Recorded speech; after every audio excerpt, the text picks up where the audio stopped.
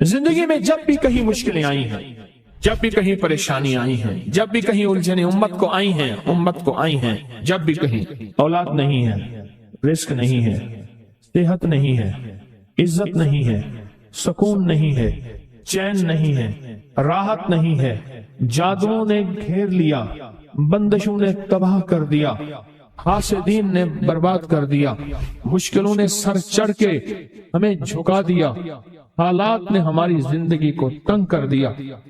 कोई परेशानी की जरूरत नहीं। मुझे कहने लगे कि हमारे इलाके में एक साहब हैं, बाबा जी हैं, कोई भी मुश्किल हो वो बैठ के सूरत कुल हुवल्लाह पढ़ाते हैं। उनके पास 7 खाने ले जाने पड़ते हैं, 7 खाने ले जाने पड़ते हैं। वो सूरत कुल हुवल्लाह पढ़ाते हैं बिठा के बंदों को, और उनके लिए खाने जरूरी हैं, खाने अच्छे हों, एक सूट हो, 7 खाने हों, एक खूबसूरत तकिया हो, एक खेस अच्छा बेहतरीन बिछौना हो, एक बिस्तरे की चादर हो, और 7 खाने हो। फरमाया वो देते हैं, लेते हैं, सूरत कुल हुवल्लाह पढ़ाते हैं, फिर बैठ के दुआ करते हैं, बहुत देर तक दुआ करते हैं, लोगों की मुश्किलें हल हो जाती हैं, लोगों की परेशानियां दूर हो जाती हैं। मैंने कहा किसी तरह बाबा जी से पता चलेगा वो दुआ क्या मांगते हैं। क्या लगे वो दुआ किसी को नहीं बताते, बस कहते हैं आओ मेरे साथ बैठ के सूरत कुल हुवल्लाह पढ़ो, अब आकर दरूद पाक पढ़ो और सूरत कुल हुवल्लाह पढ़ो। वो दुआ किसी को नहीं बताते। मैंने कहा किसी तरह पता कर वो दुआ किसी को तुझे बता दे। उसने कहा पता करूंगा। कुछ अरसे के बाद बंदा मुझे मिला, आते ही कागज दिया, और कागज दे के मुझे कहने लगा आपको याद है आपने मेरी एक जिम्मेदारी लगाई थी, और वो जिम्मेदारी ये लगाई थी कि एक हमारे यहाँ बाबा जी हैं, उनके पास कोई दुनिया की मुश्किल, परेशानी, उलझने, नाकामियां, हालात, मसाइल, बेऔलादी, जादू, जिन्नात, असरात, बंदिशें, नाक कोई भी है, वो मसले हल होते हैं। लेकिन उनकी शर्तें ये हैं, खूबसूरत तकिया लेते हैं, बेहतरीन सूट लेते हैं, बिस्तरे की चादर लेते हैं, एक खेस यानी पूरा बिस्तर लेते हैं, और कहा अगर सर्दियां तो एक खूबसूरत रजाई भी लेते हैं, और 7 रंग के खाने लेते हैं, इतर की खुशबू लेते हैं, ये लेते हैं, ये लेते हैं। वो फिर आप छोड़ के आ जाए वो उनके होते हैं, बस आपको वो दुआ दे देते हैं और बिठा के सूरत कुल हुवल्लाह पढ़ते हैं। मैंने कहा किस तरह पता कर कि ये अमल क्या है, पता कर ये अमल क्या है। उसने आया ना तो उसने मुझे खत दिया, और खत देते ही उसने कहा कि मैंने पता किया है इस अमल का। किसी तरह से उनके घर की एक खातून हमारी खवातीन से निस्बत थी, उन्होंने बताया है वो सारी सूरत कुल हुवल्लाह वो हुजूर के घराने को और उस बारगाह में पेश करते हैं, उन हस्तियों को पेश करते हैं, और हस्तियों को पेश करने के बाद फिर उनके वसीले से दुआ करते हैं और कहते हैं आप भी हमारे लिए दुआ फरमाएं। ये कहना शिरक नहीं है, ख्याल करना। मैं उम्मत को शिरक पे नहीं लगा रहा, बिदअत में नहीं लगा रहा। मेरे साथ हर अमल के बड़े बड़े हवाले हैं, मेरे साथ हर अमल की बड़ी बड़ी ताकतवर लिंक्स और रेफरेंस हैं। मैं नहीं लगा रहा, मैं एक वादा करता हूं और एक दावा करता हूं, लेकिन वो दावा नहीं है ना वादा है। कोई आके ये ना कहे कि जालिम सारी उम्र खुरपी शिरक और बिदअत में लगा और हमें भी शिरक और बिदअत में लगाया, और मेरी कब्र पे कोई पाँव ना मारे। हाँ ये जरूर आके कोई कहे अल्लाह इसकी कब्र पे तरस खा और रहम फरमा, सारी उम्र तेरे और तेरे हबीब की सच्ची राहें दिखाता रहा और मोहम्मद आले मोहम्मद की सच्ची राहें दिखाता रहा। ये वो शख्स है, अल्लाह इस पे तरस खा, अल्लाह इसको माफ कर दे। बड़ा जबरदस्त अमल। मुझे आके जब कागज दिया ना, कागज में दिया तो उन्होंने कहा कि खवातीन के जरिए हमें जो पता चला, और वो पता ये चला कि मौसूफ हजूर के घराने को ये सारी सूरत इखलास, सारी सूरत कुल हुवल्लाह, ये दरूद, ये अमल हदिया करते हैं, और हजूर के घराने को हदिया करके फिर हमारी मुश्किल की दुआ करते हैं, और बहुत गिड़गिड़ा के दुआ करते हैं, और फिर उनको हदिया दे के अर्ज करते हैं आप भी हमारे लिए दुआ फरमाएं, और बहुत देर तक फिर आमीन कहते हैं, आमीन। और इस तसव्वुर के साथ, ये तसव्वुर जरा गौर से सुनिएगा तवज्जो से, इस तसव्वुर के साथ कि वो हस्तियां मेरे लिए दुआ कर रही और मैं आमीन कह रहा, और अल्लाह की बारगाह में उनकी दुआएं कबूल हो रही, और अल्लाह की अर्शों पे दुआएं पहुंच गई, और जिब्रील लेकर चले गए, अल्लाह के हुजूर दुआ रखी गई, और अल्लाह ने अपनी ताकत और कुदरत की मोहर कबूलियत की लगा दी। क्या ये अमल है? ان کو ہدیہ کرتے ہیں، میں پھر دوہرا رہا ہوں، غور سے سنیے گا، ان کو ہدیہ کرتے ہیں، ان کو ہدیہ کر کے ان کے وسیلے سے دعا کرتے ہیں، پھر ان کو دعاؤں کا عرض کرتے ہیں، آپ بھی دعا فرمائیں، آپ بھی دعا فرمائیں، اور ان کو دعاؤں کا عرض کرتے ہیں، اور پھر ان سے دعائیں لیتے ہیں، اور بہت دیر تک آمین اس نیت سے کہتے ہیں کہ وہ دعا فرما رہے ہیں اور ہم ان کی دعاؤں پہ آمین کہہ رہے ہیں۔ یہ ہمارے اکابر کا عمل ہے، یہ ہمارے بڑوں کا عمل ہے، یہ ہماری بڑی بڑی ہستیوں کے عمل ہے۔ میں اس لیے کہہ رہا ہوں، میری کوشش ہوگی کبھی آپ کو شرک اور بدعت پہ نہ لگاؤں۔ میں اس لیے کہہ رہا ہوں، میری کوشش ہوگی امت کو وہ خیر کے عمل بتاؤں جو عموماً لوگ چھپا کے چلے جاتے ہیں، جو عموماً لوگ اپنے تک رکھتے ہیں۔ میری کوشش ہوگی، میں نے آج تک حضور کے گھرانے کو ہدیہ پیش کیا ہو، میں نے آج تک حضور کے گھرانے کو تحفہ پیش کیا ہو، میں نے آج تک حضور کے گھرانے کو نذرانہ پیش کیا ہو، اور حضور کے گھرانے کی طرف سے مجھے خالی ہاتھ لوٹایا گیا ہو۔ ممکن ہی نہیں، ممکن ہی نہیں کہ خالی ہاتھ لوٹایا گیا۔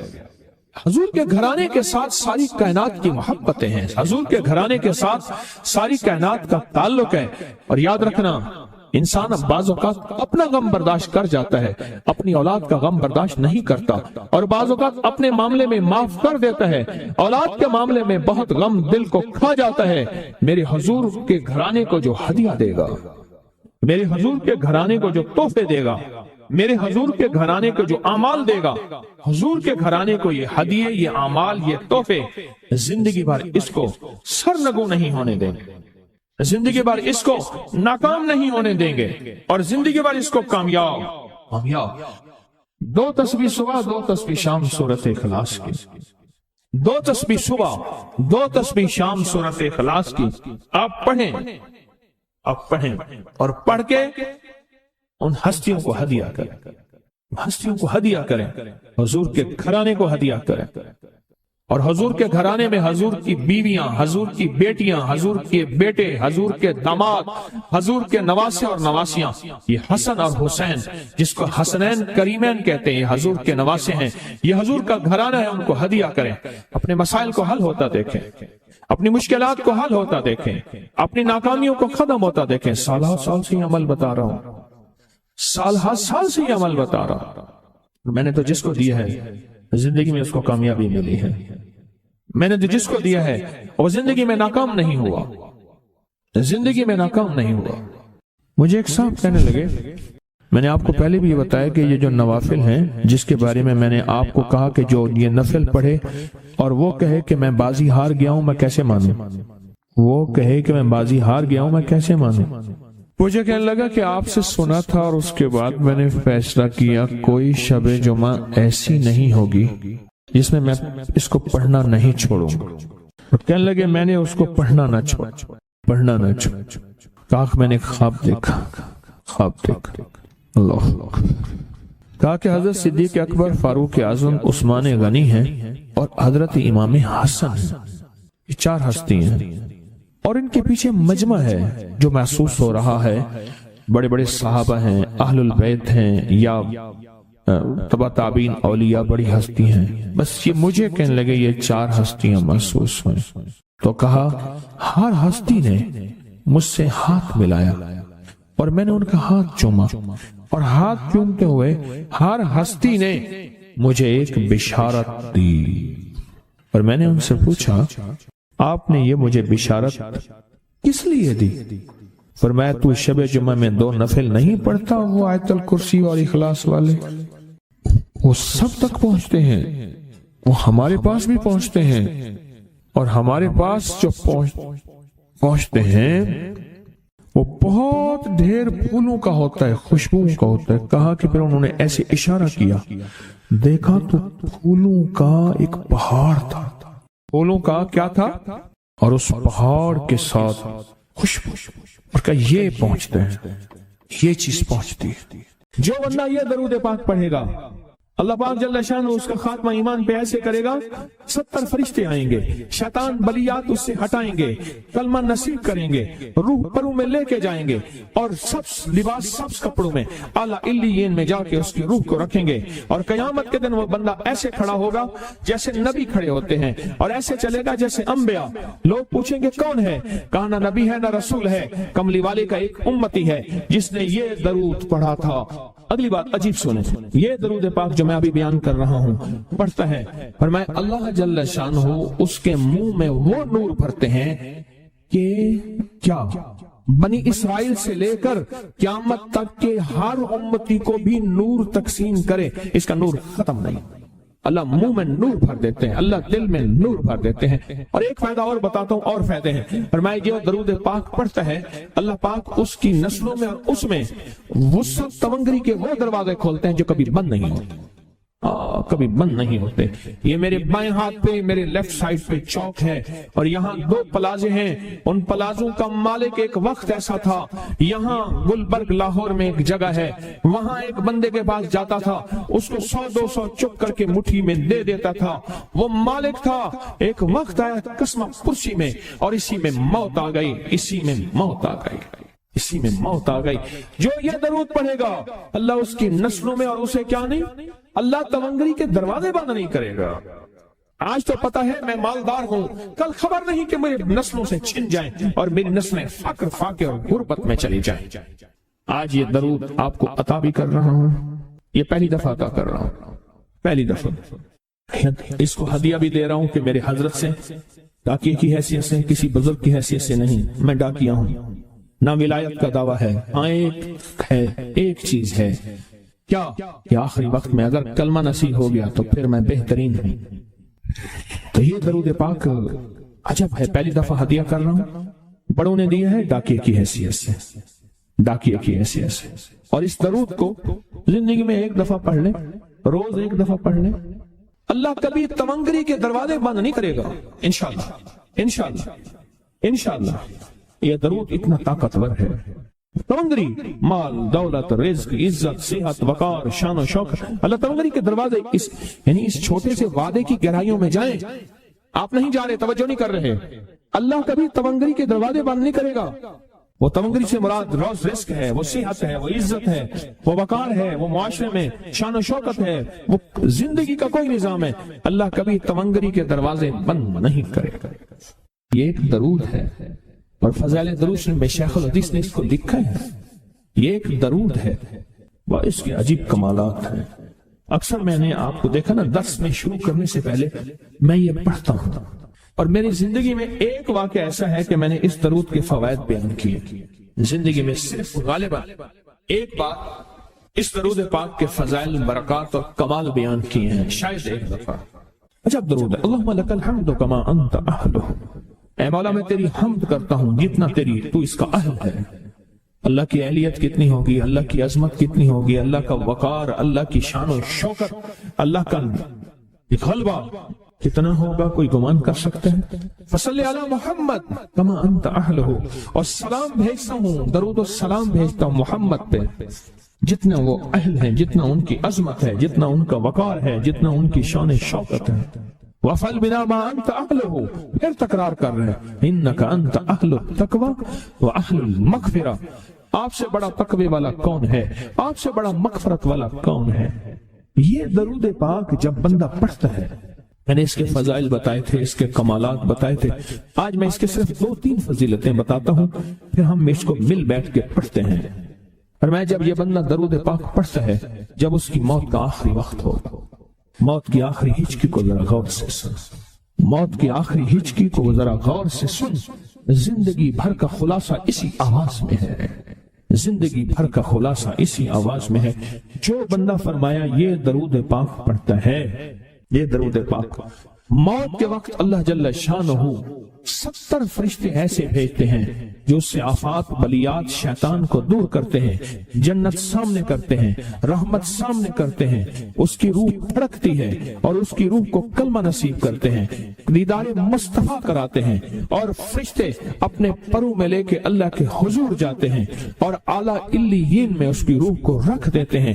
ایک فائدہ چاہتے ہو خاتمہ ایمان پہ، اللہ میرا کر دے، اللہ آپ کا کر دے، ساری زندگی کا کھٹیا وٹیا، ساری زندگی کا نچوڑ۔ اس دن ایک جگہ گیا، بہت بوڑھا آدمی، بہت بوڑھا آدمی، مجھے کہنے لگا ابا جی کو سمجھائیں۔ ابا جی سے نماز گئی، ابے سے تسبیح گئی، سارا دن اس کے ساتھ غیر محرم کے ساتھ سارا دن موبائل پہ ابا لگا ہوا ہے۔ ابے کو آپ ہی سمجھاتے، ابے کی جو پینشن آتی ہے 50,000 سے زیادہ، وہ بھی وہاں لگی ہوئی ہے اور سب کچھ ختم ہو گیا۔ ابا بالکل نہ ملک ملک اتے مال دے، نہ سال دے، نہ بال دے، ہر دم خدائی خیال دے، پتہ نہیں کہاں کہاں ابا گھوما ہوا ہے۔ اور کچھ ہی دنوں کے بعد اسی حالت میں ابے کی موت ہو گئی۔ اللہم لک الحمد کما انت اہلہ فصل علی محمد کما انت اہلہ وافعل بنا ما انت اہلہ فانک انت اہل التقوی واہل المغفرہ۔ وعدے انشاءاللہ پورے ہیں، کیوں؟ وعدے کرنے والا سچا، وعدے سچے، وعدے کرنے والا سچا، وعدے سچے، اور انشاءاللہ اگر ہم سچے نہیں تو کلام سچا۔ ایک وقت آئے گا یہ سچا کلام پھر سچا بنا دیتا ہے۔ کہا سن لینا، پہلے ریا آتی ہے، پھر اخلاص آتا ہے، پہلے عادت آتی ہے، پھر عبادت آتی ہے۔ عادت تو بنا لے۔ ایک غریب تھا، لکڑیاں روز کاٹتا تھا اور گھر کی دال دلیا لاتا تھا، کھانا پینا، اور ایک ایک چھوٹا چھوٹا پیسہ بچا بچا کے رکھتے تھے، بچا بچا کے رکھتے تھے۔ کئی عرصہ تک پیسے چھوٹے چھوٹے بچاتے بچاتے بچاتے بچاتے آخر کار وہ پھر اون لے آیا، اور اون لا کے اس نے بیوی کو دی۔ بیوی نے کہا کہ ان پیسوں سے مجھے اون لا کے دے دے، میں اس اون سے دھاگا بناؤں گی، اور پھر اس اون سے کپڑا بناؤں گی، پھر وہ کپڑا بیچوں گی، پھر کپڑے سے جو پیسہ بچے گا اور اون لوں گی۔ اس طرح ہمارا ہاتھ کشادہ ہو جائے گا۔ لہٰذا مجھے یہی سمجھ آ رہی ہے کہ یہ جو پیسے جتنے بنے ہیں اس کی مجھے اون لا کے دے دے۔ کئی عرصے کی محنت کے بعد اتنے پیسے بنے کہ اس نے اون لا کے دے دی۔ وہ دھاگا بنانے کے لیے وہ مائی بیٹھی دھاگا بنا رہی تھی، اون سے چیل آئی، وہ جھپٹی اور ساری اون اٹھا کے لے گئی۔ حسرت سے چیل کو دیکھ رہی ہے اور رو رہی ہے کہ مولا تجھے تیرے عمل کا پتہ ہے اور تو جانتا ہے ہمارا تو سب کچھ یہی تھا، ہمارا تو سب کچھ چیل لے گئی۔ چیل کا مزاج ہے ایسی چیزیں لے جاتی ہے، اپنے گھونسلے میں بچھاتی ہے اپنے بچوں کی راحت کے لیے۔ یا اللہ چیل لے گئے۔ آخر میاں بیوی مل کے روئے، 2-3 دن تک تو روتے رہے، سوگ منایا، پھر کہنے لگے ہم جا کے نا اللہ کا شکوہ کرتے ہیں فلاں بزرگ کے پاس۔ اب ایک دن کا سفر کرتے کرتے اس درویش کی خدمت میں پہنچے اور اس سے جا کے سارا قصہ سنا۔ اس درویش کے پاس سارا قصہ سنا کہ ایسے ایسے ہے، کیا نعوذ باللہ اللہ ظالم ہے، کیا نعوذ باللہ اللہ کے دل میں رحم نہیں ہے، اور شکوے کرنے لگے۔ تو شیخ نے فرمایا اللہ جو کرتا ہے ٹھیک کرتا ہے، جو ہوتا ہے درست ہوتا ہے، یہ دل میں کہو۔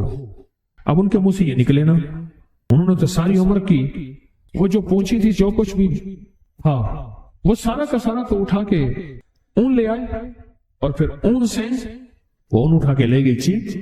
بزرگ انہیں سمجھا رہے تھے اس میں خیر ہے تمہارے لیے، اللہ کوئی برکت کے دروازے کھولے گا، اللہ نے ایک دروازہ بند کیا 100 دروازے کھولے گا، اللہ تمہارے لیے راحت اور عافیت کا معاملہ کرے، اللہ تمہارے لیے راحت اور عافیت کا معاملہ کرے۔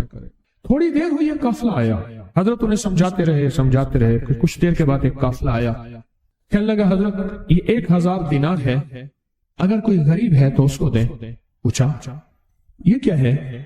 کہاں ہم قافلے میں تجارت میں قافلے میں جا رہے تھے، ہماری بہت بڑی کشتی تھی اور تجارت کے قافلے میں جاتے جاتے کشتی جا کے کہیں نیچے چٹان سے ٹکرائی اور اس میں ایک سوراخ ہو گیا اور ہر طرف سمندر ہی سمندر ہے، کوئی کنارہ نہیں۔